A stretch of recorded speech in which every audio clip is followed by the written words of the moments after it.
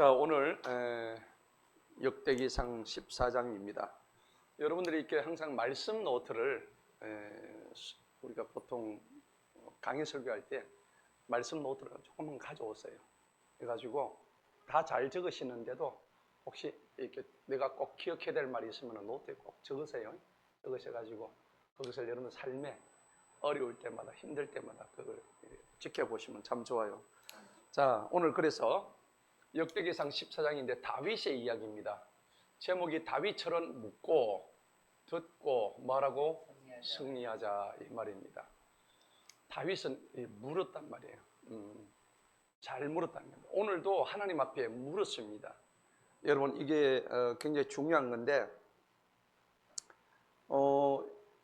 오늘 이렇게 이제 다윗이 1절서부터 17절까지 나오는데 중요 스토리는 두로의 왕 히람이 다윗을 돕는 장면이 나와요. 그래서 석공들을 보내고 그 다음에 목공들을 보내고 이래가지고 다윗이 왕궁을 짓고 그 다음에 나중에 솔로몬이 성전을 지을 때도 또 똑같이 이렇게 보냅니다. 그래서 이제 이 장면 하고요. 그 다음에 이제 3절부터는 다윗이 이제 아내들을 여럿이 취합니다. 그래가지고 거기서 나온 자손들이 무수히 많죠.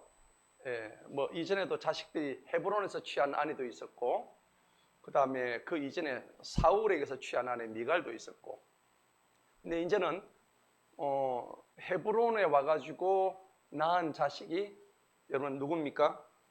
솔로몬이죠. 솔로몬인데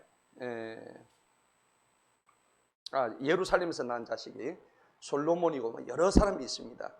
근데 워낙 이제 아내가 많다 보니까 이 가족에 문제가 많이 생겼습니다.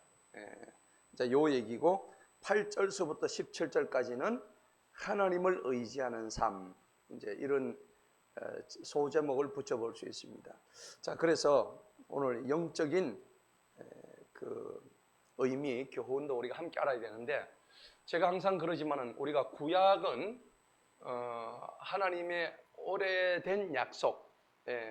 그런데 구약에서 하나님이 우리한테 힌트 주시는 것은 뭐냐면 신약의 모든 내용들을 다 나타내 주신다는 겁니다. 누구를 통해서 가능하냐면 이게 예수님을 통해서 미리 예표하는 거죠. 맞죠? 성경은 다 누구 얘기입니까? 예수 그리스도 얘기죠. 그렇기 때문에 예수님의 얘기를 여러분들이 정확하게 알고 있어요. 그럼 오늘 이 역대기상 14장도 결국 예수님에 관한 이야기를 다윗 왕을 통해서 예표하고 있는 장면들이거든요. 이런 거를 우리가 비교를 해서 잘 이제 한번 살펴보도록 하겠습니다. 자, 1절을 한번 보십시다. 이제 두로의 왕 히람이 다윗에게 사자들을 보내되 백향목 제목을 석공들과 목수들과 함께 보내어 다윗을 위하여 집을 건축하게 하였더라. 자, 두로 왕은 오늘날 이 페네키아를 얘기합니다. 페네키아인데 우리가 늘 지도에서 얘기하지만은 여기 지중해면은 밑에가 블레셋이죠. 블레셋. 요 위에가 어디냐니까는 오늘날의 레바논입니다. 레바논. 레바논 요 해상 여기가 바다거든요. 여기가 바다예요. 요거는 육지고. 자, 요 위에가 도시 이름이 뭐라고요? 두로는 고대 페니키아를 얘기해요. 고대. 옛날 페니키아. 그런데 에스겔서 28장에 보면은 하나님께서 두로를 멸망시키는 장면이 나와요. 두로를 멸망시키는데 이 두로는 하나님의 말씀을 제대로 듣지 않았다는 얘기입니다. 저들이 인간의 어떤 그 번성을 추구했지만은 여기가 바닷가가 되다 보니까 해상 무역 굉장히 많이 발달했습니다. 해상 무역 도시였어요. 해상 무역 도시. 해상 무역 도시에서 전화가 오죠. 지금 무역 빨리 하자고. 자, 그래서 두로가 이렇게 오늘날로 치면 레바논 근처의 그 지역의 해상 무역 도시인데 이 도시는 건축 기술이 굉장히 발달했습니다. 레바논의 특산물이 뭐냐 그러니까 백향목이었어요. 백향목 아시죠? 이 백향목은 성전을 짓는데 혹은 왕궁을 짓는데 들어가는 큰 제목들이에요. 큰 기둥들. 이게 뭘로 지었다고요? 백향목으로 지은 거예요. 백향목은 이 뜻이 뭘까요? 100가지 향기가 나온다 하는 뜻입니다. 향이 천리까지 가는 꽃이 뭐예요? 천리향꽃이죠. 그죠? 저는 여러분들이 만리향인 줄 믿습니다. 맞죠? 우리는 만리향입니다. 자, 그래서 두로의 왕 이름이 누구라고요? 누구로 돼 있죠? 히람이죠. 히람이, 이 사람들은 예수 믿는 사람도 아니에요. 하나님을 믿는 족속도 아닙니다. 그런데도 다윗과 지금 이렇게 사이 좋게 지내는 모습을 본다는 겁니다. 자, 우리가 이 장면에서 뭘 우리가 볼 수 있냐니까, 아까 우리가 구속사적인 입장에서 보자면은 다윗은 예수님을 예표하는 인물이거든요. 그러면은 우리가 그 원방에서 이방 민족들이 계속해서 예수님을 향해서 달려올 것이다. 계시록에도 그런 말씀이 나오죠. 그래서 이방 민족을 향한 하나님의 구원 계획이 이와 같이 번져나갈 것이다 하는 것을 이미 다윗 왕을 통해서 두로 왕, 이렇게 예수 믿지 않는 사람인데 다윗한테 붙는 장면이 나오는 겁니다. 자, 그래서 오늘 예수님을 예표하고 있는 이 다윗 왕한테 두로, 이방 민족이었던 두로 이 민족이 다윗에게 붙는 장면이 나옵니다. 또 이렇게 옆에 다윗이 강성해지니까 자기가 붙어 살 거 아니에요. 그래서 지금 이제 히람 왕이 다윗한테 사자를 보내가지고 백향목 제목들을 석공들과 목수들 함께 보냅니다. 그래서 다윗을 위해서 집을 건축하게 하는데, 여기 열왕기상 9장에 보면 이 장면이 구체적으로 나와요. 그래가지고 금을 많이 보냅니다. 금을 약 420달란트를 보내죠. 420달란트. 여러분 1달란트가 무게가 얼마죠? 1달란트. 1달란트가 34.2kg입니다. 이게 전부 다 뭐로 되어 있었다고? 금이에요. 금, 골드예요. 그래서 금이 34.2kg, 지금으로 계산해 보면은 약 한 5억 정도 돼요. 예.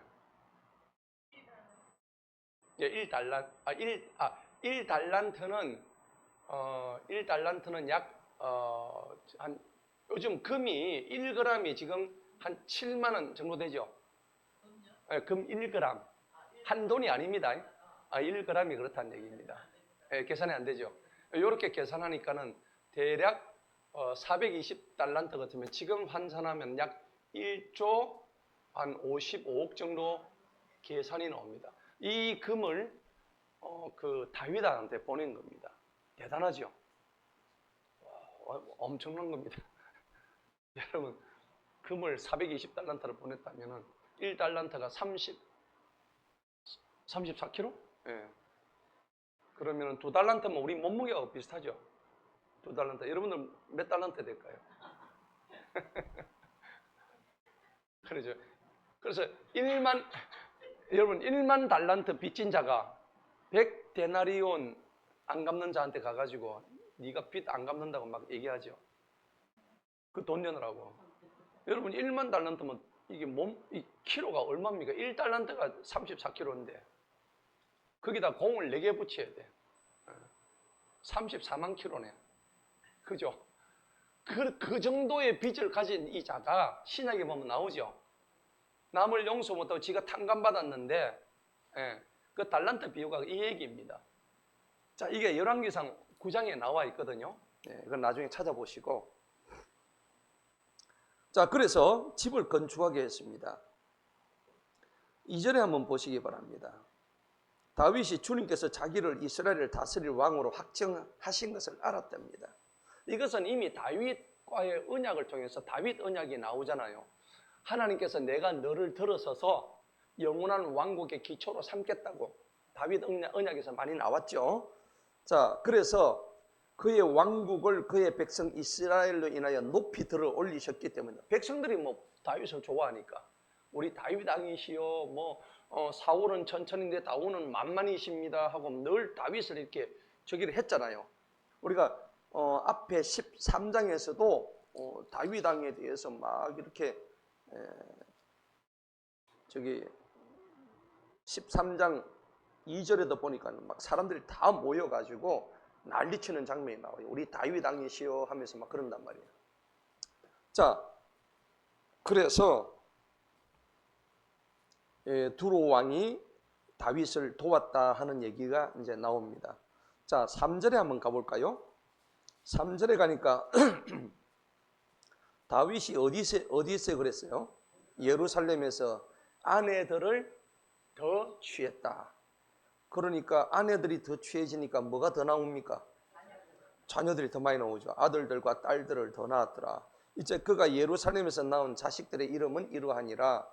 삼무아, 소밥, 나단, 솔로몬. 나단은 다윗한테 그 선지자 역할을 했던 나단도 있었죠. 그 나단 선지자 이름을 똑같이 지었어. 자기 아들 이름을. 그죠? 그러니까 성경에는 같은 이름 동명이인이 많이 나옵니다. 예. 아마 다윗이 나단 선지자를 좋아했기 때문에 자기 아이들 이름을 또 나단으로 지었을 것 같아요. 그 다음에 이제 솔로몬 순서대로 놓으니까 솔로몬이 사남쯤 안 되겠습니까? 그죠? 이팔, 엘리수아, 엘벨렛, 노가, 네벡, 그 다음에 야비야, 엘리사마, 부엘랴다, 엘리에벳.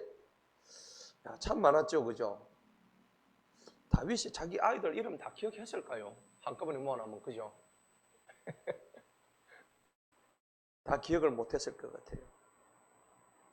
자, 이거 말고도 많았죠, 그죠? 예. 뭐 압살롬부터 해가지고 많죠. 예, 많이 있었잖아요. 자, 우리가 여기서 보니까는 아내들을 더 취했다 하는데 왜 다윗이 아내들을 많이 취했을까요? 고대 왕들은 아내들을 더 취한 이유가 있었습니다. 자기 왕권을 강화하기 위해서 정략적으로 결혼을 하는 겁니다. 맞죠? 그래서 이웃나라에 자기 아들하고 이웃나라 강대국하고의 그 강대국 왕의 공주와 서로 맞교환을 하는 거예요. 그럼 결혼을 시키면 어떻게 돼? 서로 왕끼리 뭐가 돼요? 사돈이 되잖아, 사돈.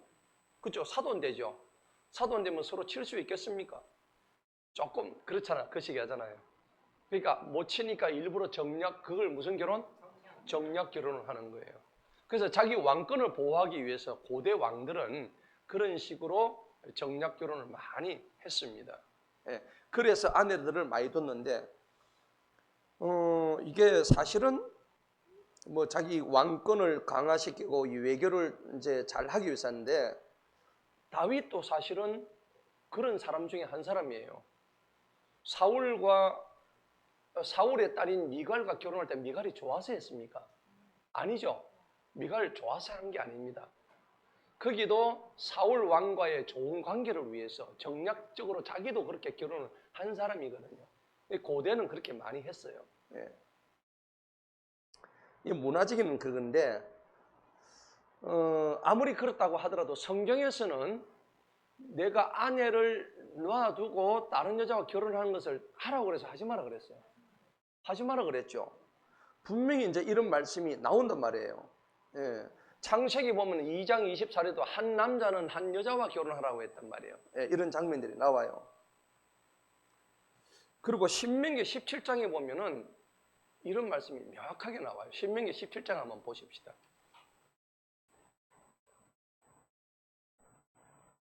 신명기 17장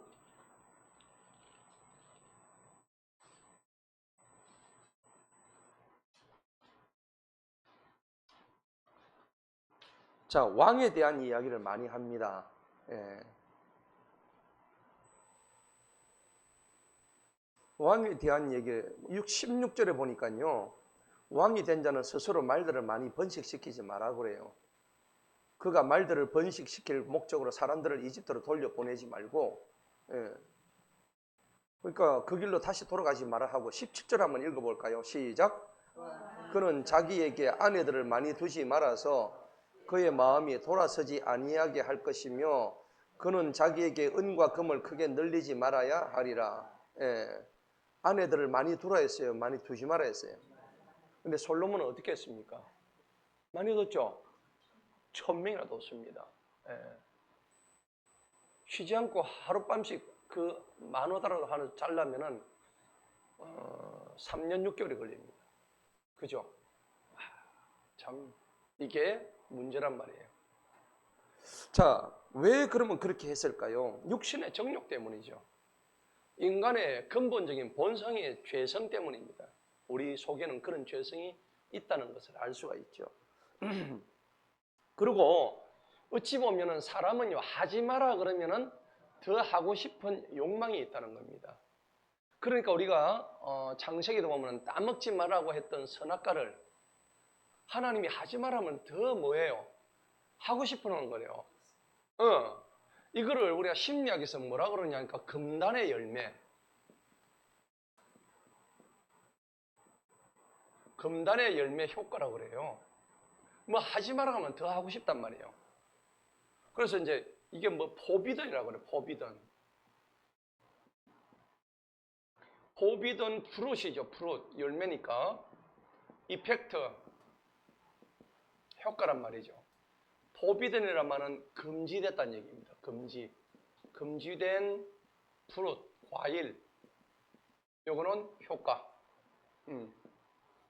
하나님께서 하지 마라고 했던 것을 하려고 하는 것이 우리 인간의 심리란 말입니다. 이게 심리학적 용어거든요. 예. 여러분은 어떻습니까? 하지 말라는 거 한 번도 안 했습니까? 다 했죠? 혼자만 얘기하면. 우리 다 했습니다. 맞죠? 하지 말라니까 더 하려고 하는 게 인간의 심리란 말입니다. 뭐 중고등학교 때 담배 피자는 말하면 담배 안 피니까 다 한 번씩 피워봅니다.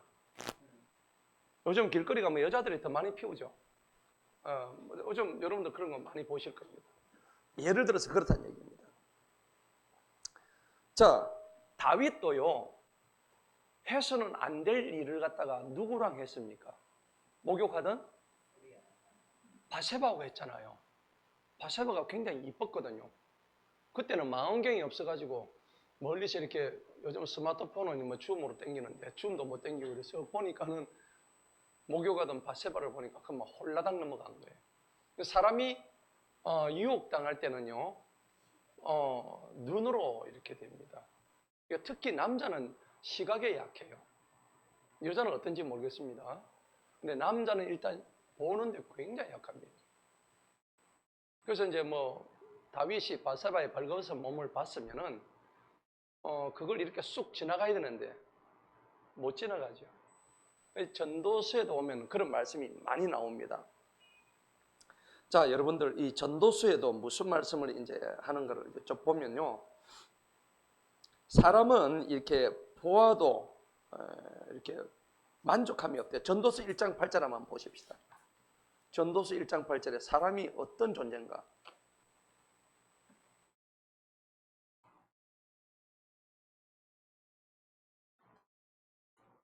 전도서 1장 8절 한번 읽어볼까요? 모든 것들이 다 같이 시작. 모든 것들이 수고함으로 가득하여 사람이 그것을 말할 수 없나니 눈은 보는 것으로 뭐해요? 만족해요? 안 해요? 만족 못하죠? 그 다음에 귀는 어때요? 듣는 것으로 어때?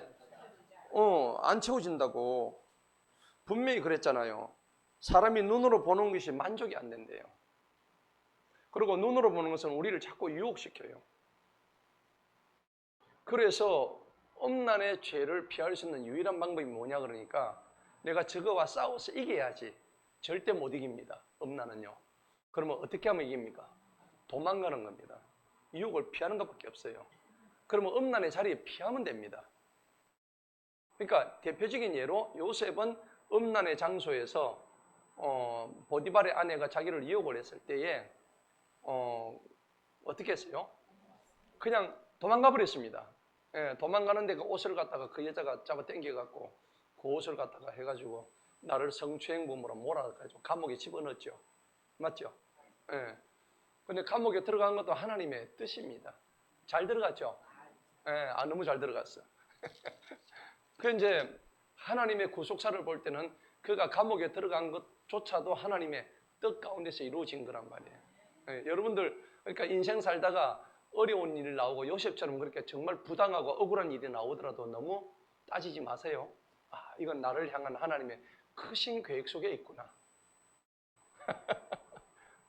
인정이 안 되시는가 봐요. 아멘. 그래요.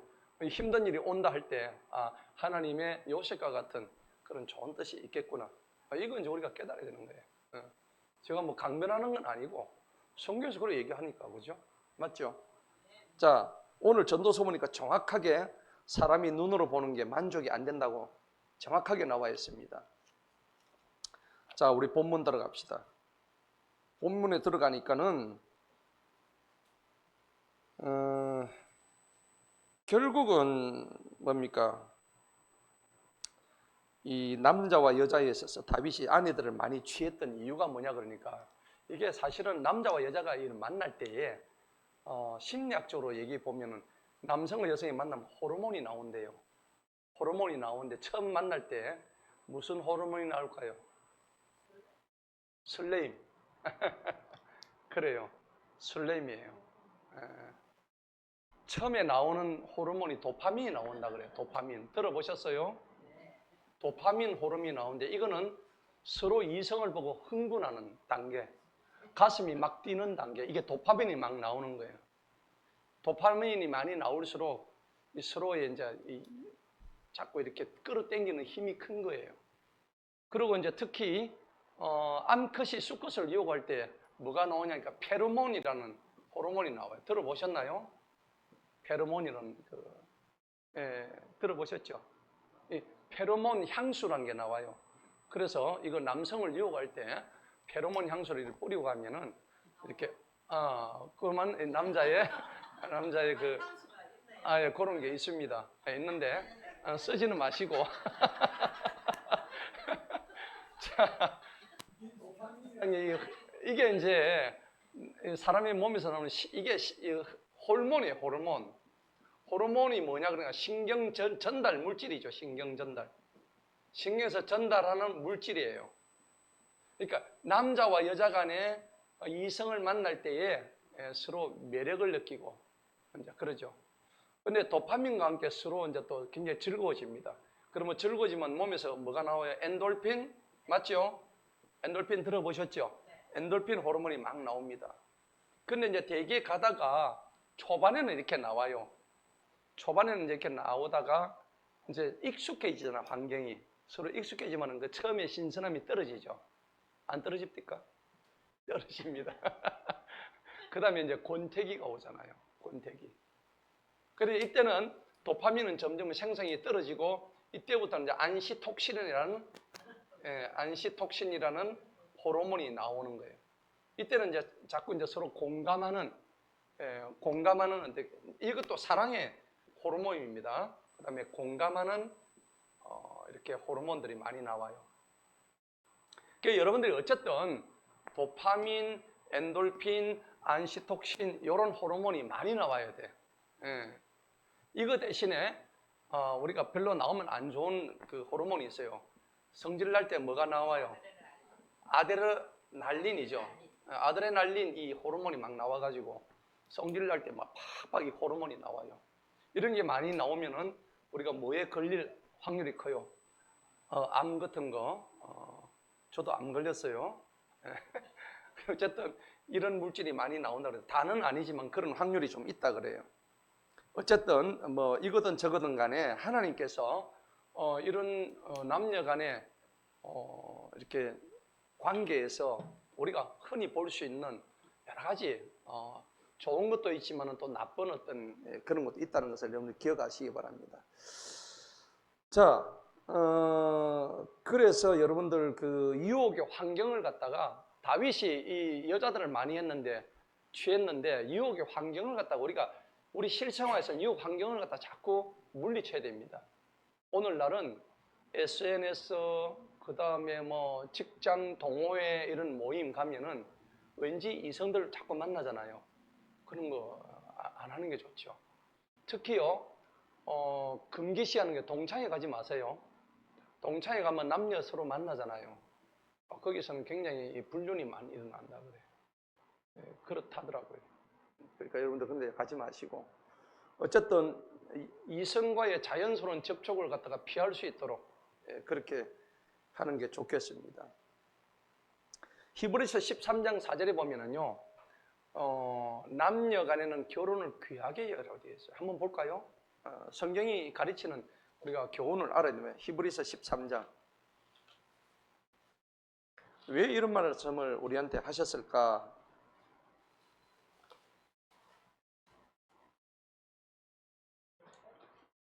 히브리서 13장 4절을 한번 볼까요? 한번 읽어보도록 하겠습니다. 히브리서 13장 4절 시작. 혼인은 모든 것 중에서 귀한 것이요 잠자리를 뭐라고? 더럽히지 말라. 그러나 음행하는 자들과 간음하는 자들을 하나님께서 심판하시리라. 분명히 이렇게 나와 있죠. 왜 그러면은 하나님은 혼인이 굉장히 모든 것 중에서 귀한 것이라고 표현하셨을까요? 이거는 계시록에 그 답이 나와요. 왜 그 답이 나오냐니까는, 그리고 잠자리를 더럽히면 안 된다고 분명히 말씀하시죠. 자, 계시록에 답이 나오는데 19장 한번 봅시다. 계시록 19장.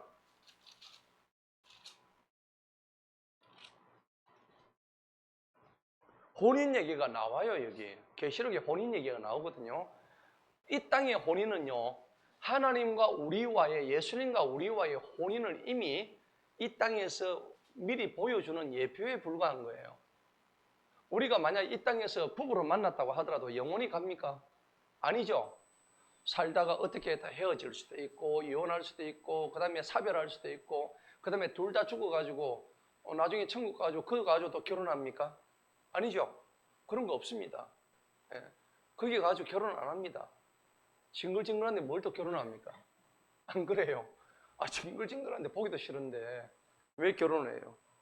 그런 거 없습니다. 자, 요한계시록 19장에 보니까 7절 한번 보시기 바랍니다. 7절에 보니까 우리가 기뻐하고 즐거워하며 그분께 종기를 돌리세. 이는 누구의 혼인입니까? 어린 양의 누구시죠? 예수님의 혼인입니다.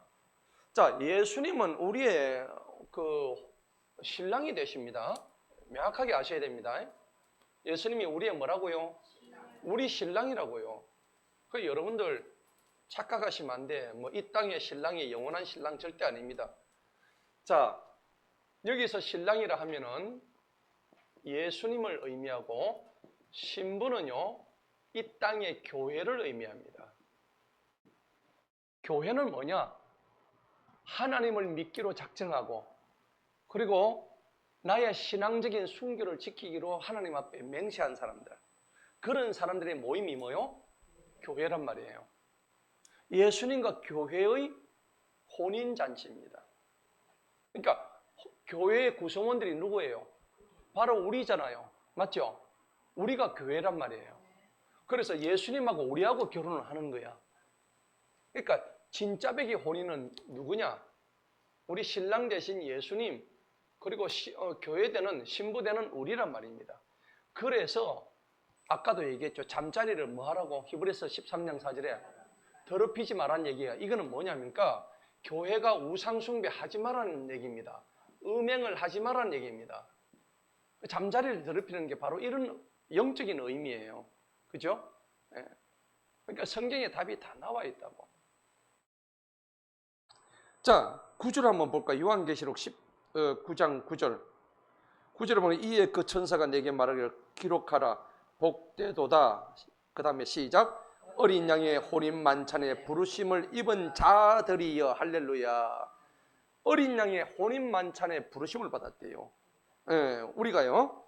하고 내게 말하기를 이것들은 하나님의 뭐라고요? 참된 말씀인 거예요. 말씀이 우리 혼인 잔치예요. 참된 말씀에 부르심을 받은 자들. 그리고 10절 한번 읽어볼까요? 시작. 내가 그에게 경배하려고 그의 발 앞에 엎드리니 그가 내게 말하기를 보라 너는 그리하지 말라. 나는 내 동료 종이요 예수님의 증거를 가진 내 형제들 중에 속한 자니 그리하지 말고 누구한테 경배드려요? 하나님께 경배드리는 거예요. 이게 우리가 해야 될 일인 거예요. 할렐루야. 너무나 중요한 얘기예요. 그러니까 오늘 본문 한번 돌아가 봅시다. 다윗이 아내들을 많이 취해가지고 자식을 많이 낳은 것까지는 좋아요. 그런데 사실은 이거는 다윗의 왕국을 다윗 왕국의 번성을 의미해요. 영적으로 볼 때. 그렇지만은 이것이 나중에 화근이 되죠. 다윗이 자녀들을 많이 낳아가지고 아내들을 많이 뒀겠는데 저것끼리 어떻게 해요? 싸우고 서로 죽이죠. 그리고 또 이복 형제끼리 서로 간음하는 장면 나오죠. 암논이 누구를 강간해요? 다말. 다 누구의 자식들이에요? 다윗의 자식이잖아요. 다말의 오빠가 암논이었단 말이에요. 예. 그러니까 하나님께서 이렇게 다윗 왕국을 확장시키는 것까지는 좋은데, 근데 하나님의 명령은 그게 아니란 겁니다. 그러니까 다윗도 인간이기에 신이 아니잖아요. 인간이기 때문에 이런 실수를 저지를 수밖에 없다. 왜 그러면 이런 장면을 두셨을까요? 다윗은 그도 인간이기 때문에 너희가 이런 장면을 보고 너희는 깨달아서 이렇게 하지 말라는 교훈을 주기 위해서 이렇게 하나님께서 성경에 기록하게 하신 거예요. 아멘? 예. 자, 그래서 성경은 분명히 이렇게 결혼을 귀히 여기고 잠자리를 더럽히지 말라고 얘기하는 거예요. 그러니까 여러분들 이제는 권태기가 오면 서로 노력하시기 바랍니다. 예, 부부 간에도 권태기가 오면 서로 노력해야 되겠죠. 노력해야 되는데 요즘 김창옥 쇼를 한번 보십니까? TV에 보면은 정말 별의별 사연들이 다 올라오더라고요. 오늘도 제가 TV 잘 안 보는데 집사람하고 한번 봤어요. 보니까 뭐 오늘 봤죠? 오늘 보셨어요? 계속 보고 있죠. 김창옥 씨가 또 크리스찬이에요. 크리스찬이기 때문에 굉장히 성경적으로 이렇게 많이 하시는 분이에요. 굉장히 오늘날 가정의 모든 문제, 관계의 문제에서 아주 소통 전문가거든요. 제가 한번 볼 것을 내가 권해드립니다. 자, 이제 거기 보니까는 부부 간에 이제 자꾸 이 권태기 오면 부부 간에 대화를 나누래요. 저게 무슨 소용이 있지? 한 번도 표현을 안 해가지고, 거기에 또 보니까는 부부 간에 표현 같은 걸 안 해가지고 완전히 여자가 꽉 막혀버린 거야. 오늘도 보니까 그렇더라고요. 그래서 이거는 소통해야 되는 문제다. 특히 나이가 들어갈수록 친밀감을 더해야 되겠구나. 여러분 표현 안 하면 알아요, 몰라요? 모르죠? 입을 열어야 됩니다. 입 열 때 돈이 들어갑니까? 안 들어갑니까? 안 들어갑니다. 입 열 때 돈 안 들어갑니다. 그렇죠. 좋은 걸로 입을 열는데 안 좋을 때 막 입을 열고 이렇게 하니까는 이 입이 못된 입이 돼버리는 거야. 좀 좋은 입으로 해가지고. 제가 잘하는 게 있습니다. 저는 참 표현을 잘해요. 왜 돈이 안 들어가기 때문에 제가 집사람한테는 늘 사랑한다, 고맙다, 예쁘다, 좋다 늘 이렇게 표현을 하거든요. 그러니까 억수로 좋아해요, 아내가. 왜 그럴까요? 그 말 들으면 기분이 안 좋아요? 좋죠. 저로서는 너무 좋은 거예요. 돈도 안 들어가고. 그렇죠? 엔돌핀도 나오고 좋습니다. 그러니까 여러분들이 주변에 그런 말을 해줄 수 있는 대상이 있다는 게 감사하게 여기시기 바랍니다.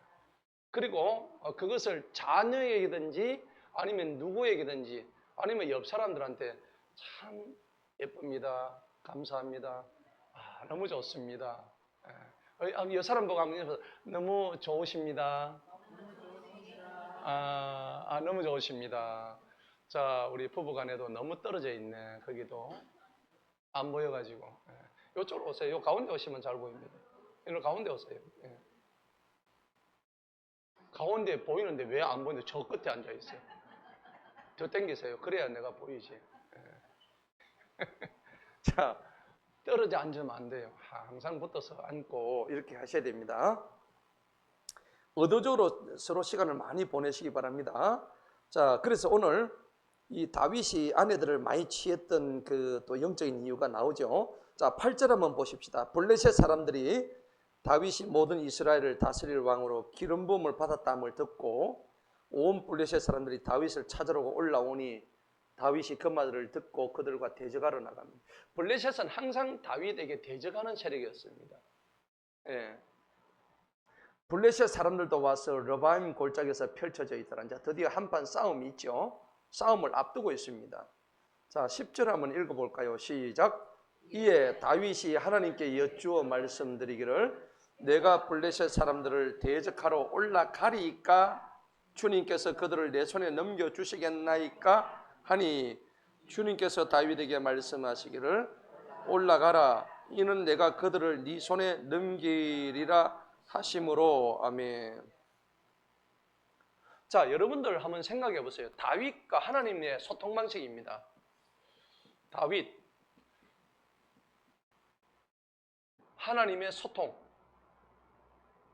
방식인데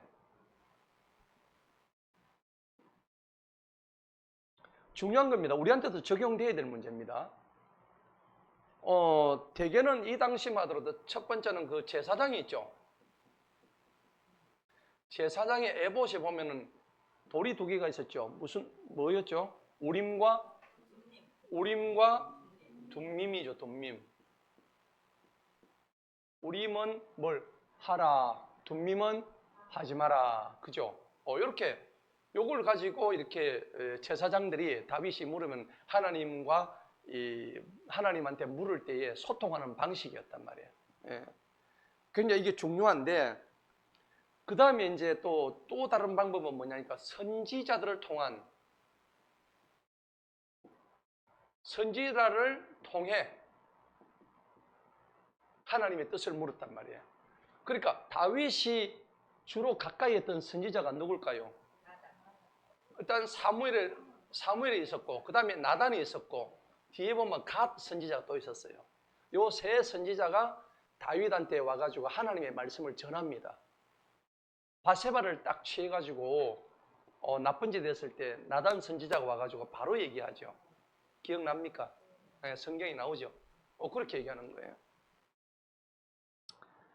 이제 세 번째는 뭐냐니까 다윗이 우리한테도 적용되는 문제인데 기도 중에 내면의 음성을 듣습니다. 내면의 음성을 듣고 확신을 가지는 겁니다. 여러분 기도 중에 하나님, 내가 이것을 해야 되겠습니까? 하고 물어본 적이 있죠. 그럼 하나님께서 그래, 그거 해 라고 귀에 대고 소리로 몇 데시벨로 얘기하는 거 없습니다. 그죠? 예. 그런 거 찾는 분은 거기에 자꾸 찾다 보면은 이 머리가 이상해져 버려요.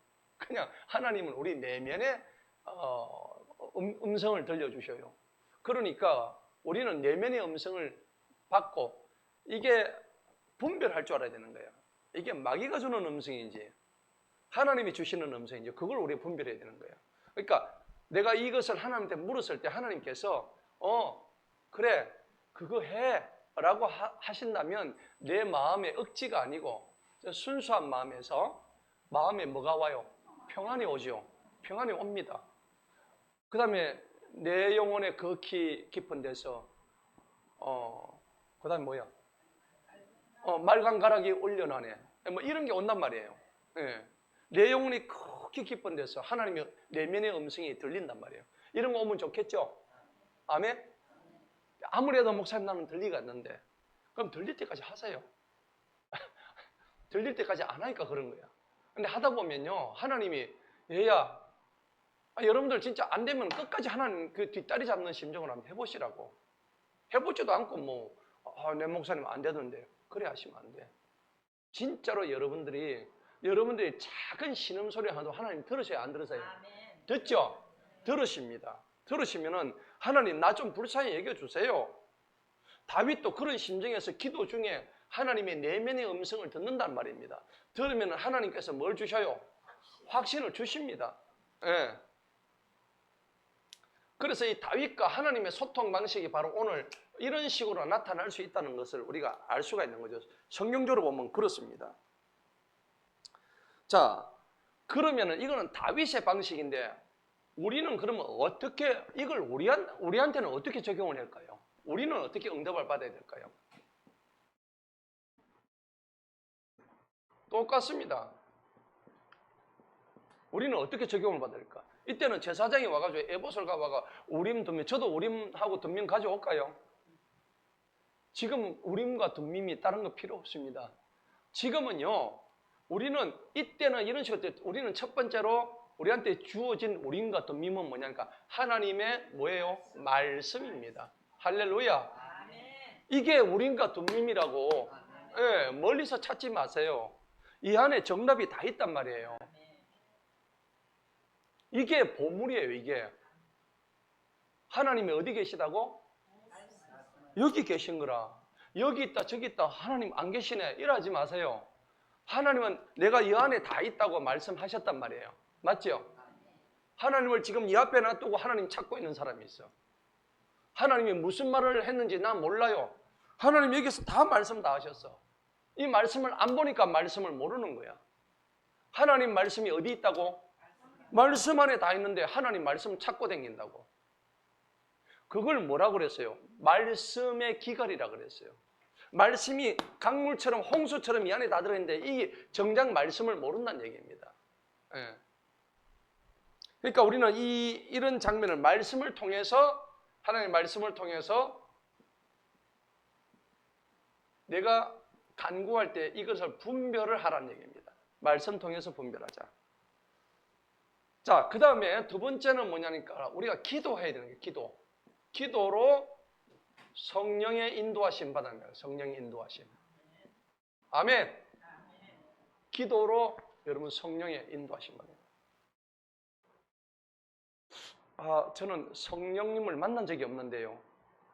성령님의 음성을 제가 들은 적이 없는데요. 기도 안 하시니까 성령님을 모르는 거예요. 진짜 간절한 마음으로 신발 벗고 무릎 꿇고, 그죠? 무릎 꿇고 그것도 남 다 자는 새벽에 골방에 앉아가지고 한번 기도 한번 해보세요. 진짜 좋아요. 그리고 남들 다 자는 시간에 12시에 텔레비 보지 말고 골방에 불 딱 꺼놓고, 요즘은 유튜브만 틀면 찬양 나오잖아요. 기도 음악. 그거 트세요. 틀면요 그냥 조용히 하는 것도 좋지만은 그렇게 하면 기도가 잘 안 될 때는 찬양 유튜브 기도 음악 찬양을 딱 틀어놓고 딱 하면요 그 내 마음이 굉장히 편해져요. 우리는 그렇게 기도합니다. 예. 그 다음에 세 번째는 우리는 지금 이거는 다윗 시대의 이제 이런 기도 방식이고, 우리는 세 번째는 뭐냐니까 신앙의 동력자를 만나세요. 어디서? 공동체 안에서. 우리의 공동체는 어디입니까? 교회잖아요. 교회. 교회 안에서 신앙의 동력자를 만나세요. 그게 옆에 있는 집사님이 될 수도 있고 권사님이 될 수도 있고 또 장로님이 될 수도 있고 목사님이 될 수도 있고. 여러분들 이게 얼마나 좋습니까? 그죠? 예. 내가 저분을 만나니까 뭔가 좀 혼이 뺏길 것 같아. 저분을 만나니까 내가 혼이 좀 더러워져. 이렇게 하면 안 되고 진짜로 성경적으로 봤을 때 저분한테 내가 배울 점이 있어. 영적으로. 이런 분을 만나시면 돼요. 그래서 오늘 다윗과 하나님이 소통하는 방식인데, 하나님은 이 다윗이 한 것 중에서 제일 좋아하신 게 있어요. 10절 보세요. 다윗이 하나님께 뭘 했다고? 여쭈어 말씀드린 거예요. 우리 삶 속에서 우리가 신앙생활 하는 동안 여쭈어 말씀드린 적이 있나요? 시시콜콜한 거라도 하나님 내가 오늘 구포장에 갔냐 가야 됩니까 말아야 됩니까? 여러분 한번 물어보고 가세요. 당연히 가야 되지. 그래도 하나님 오늘 구포장에 가는데 구포장에 하나님 기뻐하시죠 하면은 그럼 하나님이 내 구포장에 뭐 사러 가는데 가지 말아야겠어요. 그죠? 이를테면 그런 식이란 말이에요. 시시콜콜한 것까지도 물어가면은 하나님이 기뻐하실까 안 하실까? 기뻐하신다는 겁니다. 예. 그러니까 다윗은 지금 어떻게 물었냐 그러니까 저 블레셋 사람들을 치러 올라가야 됩니까 말아야 됩니까? 지금 이걸 묻는 거야. 지금 블레셋 사람들이 지금 오는데 당연히 쳐야 돼 안 쳐야 돼요? 쳐야 되는데, 당연히 쳐야 되는데 그걸 하는데 묻고 있다고. 맞죠? 그러니까 하나님 뭐라 그러세요? 주님께서 그들을 내 손에 넘겨주시겠습니까? 하니까 올라가라. 내가 그들을 네 손에 넘겨줄 것이다. 그래 하니까는 11절 보세요. 그들이 바알보라심에 올라가 다윗이 거기서 그들을 쳤고, 다윗이 말하기를 하나님께서 물을 흩으신 같이 내 손으로 내 원수들을 파괴시키셨도다. 그래서 그들이 그곳을 뭐라고요? 바알보라심이라, 물을 흩는다, 뭐 그런 뜻이겠죠, 그죠? 12절에 보니까 거기서 블레셋 사람들이 그들의 뭘 버렸습니까? 자, 이거 보세요. 얘들의 신은 무슨 신입니까? 고무신이에요. 그잖아요. 도망갈 때 고무신 다 벗겨지잖아요. 그러니까 저들의 신은 아무것도 아닌 게예요. 블레셋 사람들이 치러 올라갔는데 그들의 신을 다 버렸대요. 버려버렸대요. 그러니까 이거는 참신이 아니죠. 고무신이야, 고무신. 헌신작전은 그냥 갖다 버리는. 여자들 연애할 때 남자들 군대 가면 고무신 거꾸로 신지 마라 하잖아. 또 그런 식이에요. 예. 자, 그래서 그들의 신들을 버렸는데 다윗이 명령해 그 신들을 갖다가 전부 다 불태우게 하니라. 자, 이 장면을 보니까는 계시록에 보면은 예수님께서 이 땅에 오실 때에 이 땅에 있는 모든 악하고 더러운 그 우상들을 전부 다 불태워버리십니다. 그런 장면들이에요. 구속사적인 입장에서 보자면은 우상 숭배했던 걸 다 없애버리고 교회의 승리를 의미하는 겁니다. 자, 13절에 이에 블레셋 사람들이 다시 그 골짜기에 널리 아직 좀 퍼져 있었습니다. 아직도 퍼져 있었습니다. 그러니까 14절 한번 읽어봅니다. 시작. 다윗이 하나님께 뭐 했다고? 다시 여쭌 거예요. 남아있는 사람들 또 칠 수도 있지만 또 여쭌 거예요. 다윗이 이거를 잘하는 거야. 이거를. 하나님께서 그에게 또 말씀하시기를 그들을 쫓아 올라가지 마라. 이제는 또 쫓아 올라가지만 해요. 그럼 어떻게 할까요? 그들로부터 돌아 나가서 뽕나무들 맞은편에 서서 그들을 습격하는데 어디에 있으래? 15절에 뽕나무들 어디 위에? 꼭대기 위에서 이동하는 소리를 들을 때에 그때 싸우러 나가라. 와, 그렇죠. 자, 하나님은요, 이런 게 보면은 하나님은 똑같은 전쟁인데 같은 방법 써요, 안 써요? 안 쓰죠. 그러니까 이게 뭐냐? 그러니까 하나님은 전략가시에요. 지략가입니다. 여기서 우리가 교훈을 얻어야 되는 게 뭐냐면 우리가 어떤 영적 전쟁을 한다. 아니면 우리가 비즈니스를 할 때 그것도 지략으로 해야 되는 거예요. 그래서 성경은 의논을 해서 결정하라. 네 혼자 독단적으로 하지 마라. 그런 말씀을 많이 하셔요. 그러니까 결정을 앞두고 네 생각하지 말고 하나님의 뜻을 구해라 이 얘기입니다. 잠언 20장 18절 한번 볼까요? 그 말씀이 나옵니다.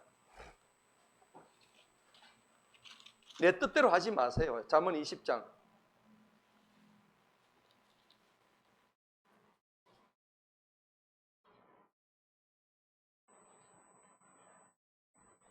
잠언 20장 18절. 한번 읽어볼까요? 시작. 모든 목적마다 뭐로 굳게 세워져? 의논으로 굳게 세워집니다. 자, 그리고 그 다음에 선한 충고로 전쟁을 해라 하는 겁니다. 자, 모든 목적마다 네 혼자서 결정하지 말고 의논하고. 누구하고 의논해요? 옆에 바보 같은 사람한테 의논하지 말고 하나님하고 의논하라는 겁니다. 아멘. 꼭 그렇게 하시기 바랍니다. 그리고 여러분들은 이제 이런 거를 이제 잠언에서 계속 나와요. 24장 한번 볼까요? 잠언 24장.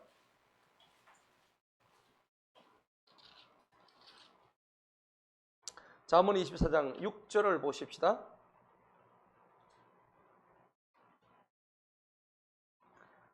한번 읽어볼까요? 시작. 이는 지혜로운 계획으로 너는 싸울지니라.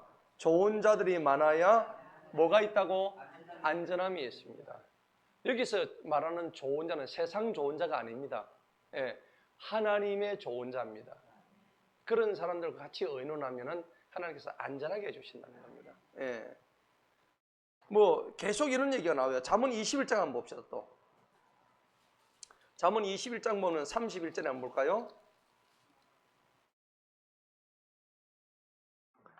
한번 읽어보도록 합니다. 시작. 말은 전투의 날을 위하여 예비되었으나 안전은 주님께 속한 것이니라. 말이 여러분들 전투할 때 굉장히 기동성이 있죠. 근데 아무리 말을 타고 가더라도 안전은 누구한테 있다고? 하나님한테 있다고. 내가 말 탄다고 다 이기는 거 아니에요. 그 말씀이에요. 자, 본문 갑시다. 하나님은요, 이와 같이 계속해서 우리에게 말씀을 하시는 거예요. 자, 그래서 아까 뽕나무들 꼭대기 위에서 이동하는 소리를 듣거든. 그때 나가서 싸워라. 이는 하나님이 블레셋 사람들 군대를 치려고 네 앞에 갔습니다. 하나님이 먼저 가신다는 얘기입니다. 사무엘상 17장 47절만 전쟁은 여호와께 속한 것이다. 그렇게 나온 거예요. 이 장면이 뭐냐니까는 다윗이 골리앗을 돌팔면해 가지고 칠 때 그때 전쟁은 여호와께 속한 것이다. 맞죠? 그렇게 보시면 돼요. 자, 사실 우리가 전투가 보면은 하나님이 함께 하신 전투는 너무나 쉽게 이기는 경우가 많죠. 여리고성 전투 여러분들 아시잖아요. 여리고성 전투에서 그 여리고성을 넘어뜨릴 수 있는 체력이 전혀 안 돼. 전투력이 안 되는데도 하나님께서 그 길을 돌아라 그죠. 하나님이 그 여리고성을 계속 돌다가 나중에 함성을 와 지를 때 내가 그 여리고성을 무너뜨리게 해주겠다 하셨죠. 맞죠? 아무런 무장이 없었어요, 크게. 그런데 하나님의 능력으로 그건 이겼단 말이에요. 그러니까 전쟁은 전적으로 여호와께 속했다는 것을 보여주시는 거죠. 그런데 아이성 전투를 가지고 이겼어요, 졌어요? 거기는 졌단 말이에요. 왜 졌을까요? 그 하나님이 그 아간이 그죠? 나쁜 짓을 했죠. 입맛이 벗게 됐잖아. 하나님이 몽땅 다 싸그리 다 불사질을 했는데 그랬잖아요, 그죠? 마찬가지입니다. 여기는 하나님을 기쁘시게 하지 않기 때문에 이거는 진 거예요. 자, 그래서 16절 한번 보십시다. 16절에 다윗이 하나님께서 자기에게 명령하신 대로 행하였다 하는 겁니다. 항상 하나님께 묻는 다윗입니다. 오늘 우리가 이 교훈을 보고 반드시 알아야 될 것은 하나님한테 항상 물어서 가야 되겠구나. 이런 걸 우리가 알아야 됩니다. 그러니까 우리가 이렇게 잠언 4장 23절에 보면 물어 지킬 만한 것 중에 뭘 지키라고? 네 마음을 꼭 지켜야 되는 거예요. 마음을 지켜야만이 그 생명의 근원이 거기서 나온다. 다윗은 이 마음을 갖다가 하나님께 딱 지켰단 말이에요. 자, 16절 그들이 블레셋 사람들의 군대를 기브온에서부터 게셀까지 쳤더라. 완전히 그냥 박살을 내는 장면이 나옵니다. 자, 17절 한번 읽어볼까요? 시작.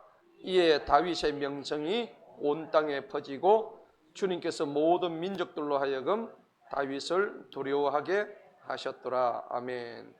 자, 오늘 결론적으로 이 역대기상 14장은 이 다윗을 통해서 하나님이 왕국을 견고하게 세워가시는 장면입니다.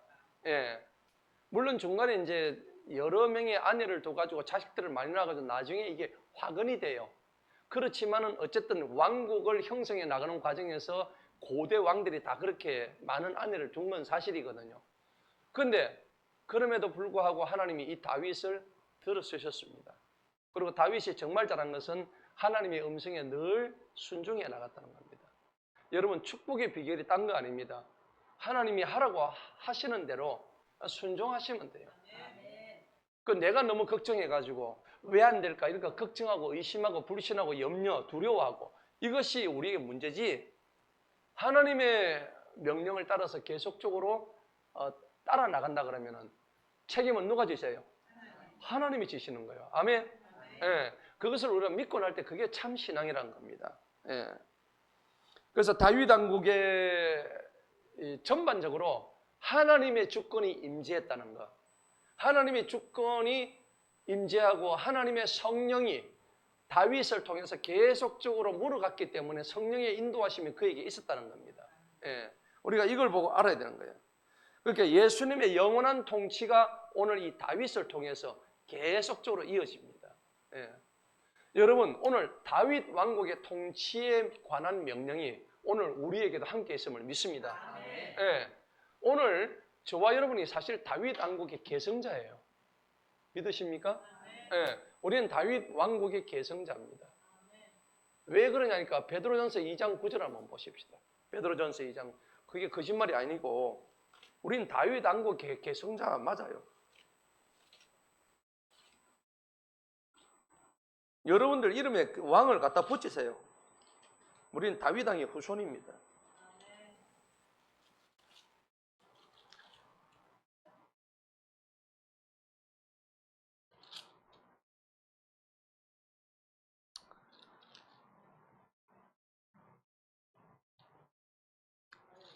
자, 베드로전서 2장 9절 한번 볼까요? 한번 읽어보도록 하겠습니다. 시작.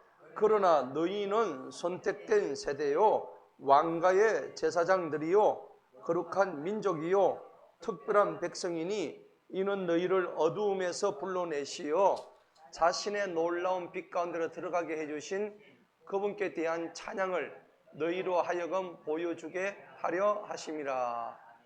10절 읽어봅니다. 시작. 너희가 전에는 백성이 아니었으나 지금은 하나님의 백성이요, 전에는 긍휼을 얻지 못하였으나 지금은 긍휼을 얻었느니라. 아멘. 우리는 지금 왕 같은 뭐예요?